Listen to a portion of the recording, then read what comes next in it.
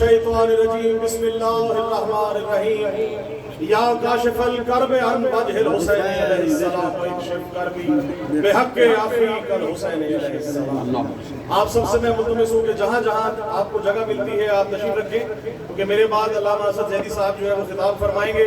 مل کے تمام مسلمان آواز دیں گے نعرہ تکبیر، نعرہ رسالت، نعرہ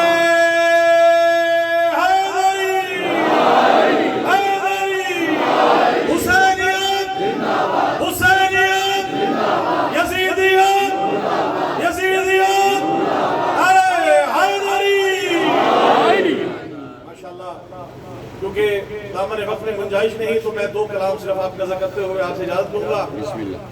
کیونکہ حسین حسین کرنا ہماری عبادت ہے، علی علی کرنا ہماری عبادت ہے۔ کہا جاتا ہے کہ آپ بازاروں میں، گلیوں میں، کوچوں میں حسین حسین کرتے کیوں پھرتے ہیں؟ امام بارگاہوں میں، گھروں میں، اپنی چار دیواری میں حسین حسین کریں تو میرا جواب دیکھیے کہ اگر مدینہ اور مکہ کی گلیوں میں رسول پاک نے حسن اور حسین کو کاندھے پر بٹھا کے دنیا کو نہ بتایا ہو کہ عظمت حسن کیا ہے، عظمت حسین کیا ہے، تو ہم بھی بازاروں میں، گلیوں میں نکل کے بتاتے ہیں کہ عظمت حسین ہے کیا۔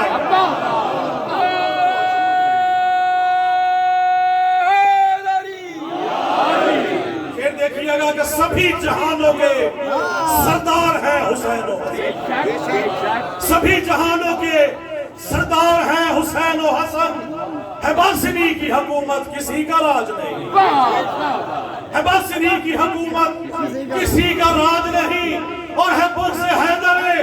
کرار ایک ایسا مرض کہ دو جہاں میں بھی اس کا کوئی علاج نہیں۔